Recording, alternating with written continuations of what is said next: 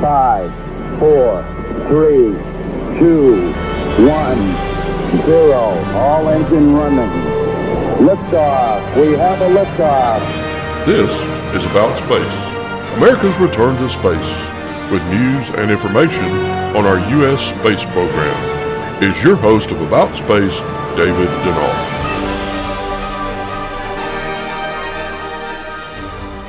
Welcome, and thanks for joining me today.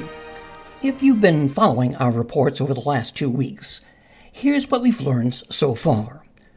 UFOs so big they can't be moved, and USOs that can travel faster than the speed of sound underwater.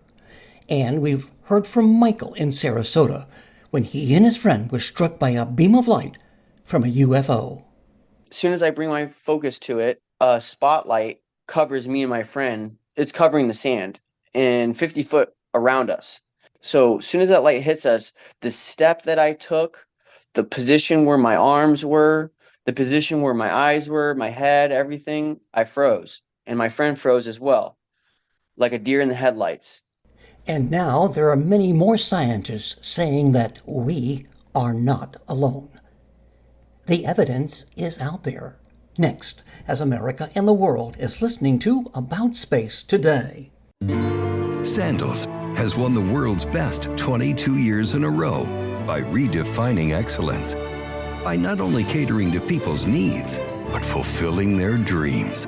World's best is won with a handshake and a smile, by treating every day like an adventure, every dish as a masterpiece, and by including the best of everything. Sandals, the world's only 5-star luxury included resorts. Welcome back. If you've been watching or listening to the news reports on UAPs, or UFOs as they're commonly known, more and more people are beginning to take them seriously. And many scientists say that we are not alone, according to Naked Science.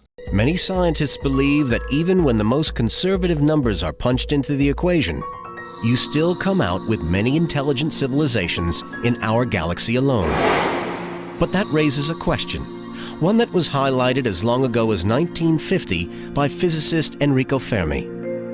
In what became known as Fermi's paradox, he asked, where is everybody? If our galaxy is so crowded, why haven't we heard from anyone? For an answer, we traveled to Denver, Colorado, to meet planetary scientist David Grinspoon. He's an advisor to NASA on space exploration strategy and has studied the search for alien life for 15 years. Are we alone? No, we're not alone. I'm sure there are other species and other life, and even, I would say, other civilizations out there. It's not something I have direct evidence for, but I feel like I have a lot of indirect evidence in terms of everything I understand about how we got to be here on Earth, and everything I understand about what seems to be going on in the rest of the universe. Maybe they're just not that interested in us. In a universe with perhaps all kinds of creatures and civilizations, we're very new to the scene. We haven't necessarily accomplished that much or done that much to distinguish us for somebody who's really been around a long time.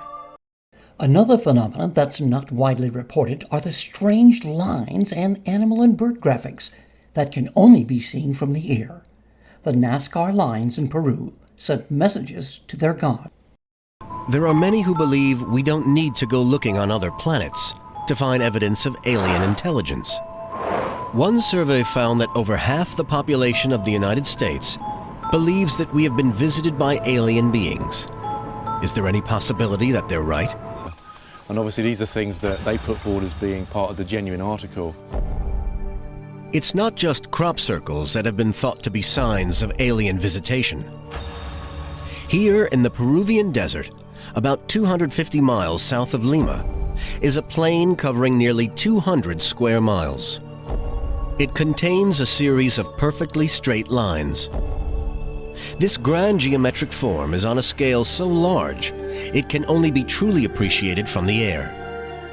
The longest line goes 9 miles across the plain. In and around the lines are strange symbols and pictures of beasts.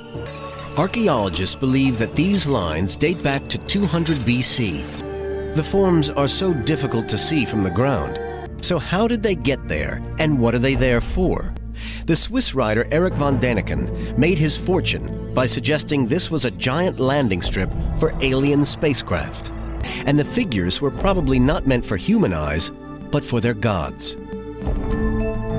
But for those who seriously believe we've been visited, this is the ultimate proof: an unidentified flying object, or UFO.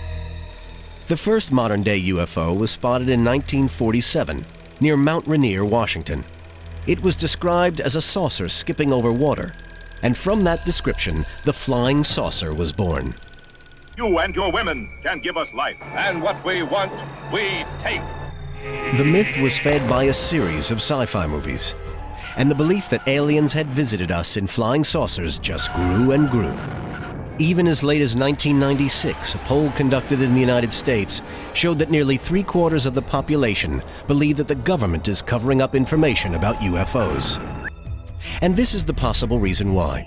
The supposed UFO crash at Roswell, New Mexico in 1947 has entered American folklore. For many, it was the ultimate conspiracy theory. An alien spacecraft crashes in the desert, and alien bodies are removed from the crash site to be examined by autopsy.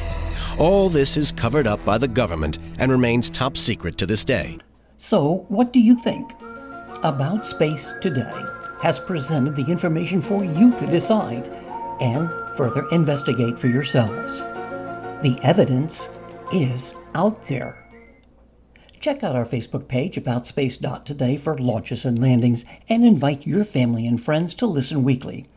And be sure to join Don Meyer, our Space Coast news editor, this Friday for America in Space. And to all our listeners around the globe and here in the U.S., thanks for joining me. I'm David Denault, and this has been About Space Today.